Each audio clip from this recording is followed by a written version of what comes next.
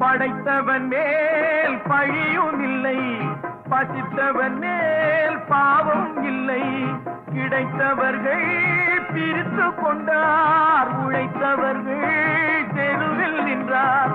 பலர் வாட வாட சிலர் வாழ வாழ ஒருபோதும் தெய்வம் பொறுத்ததில்லை. கொடுத்ததெல்லாம் கொடுத்தார், அவர் யாருக்காக கொடுத்தார்?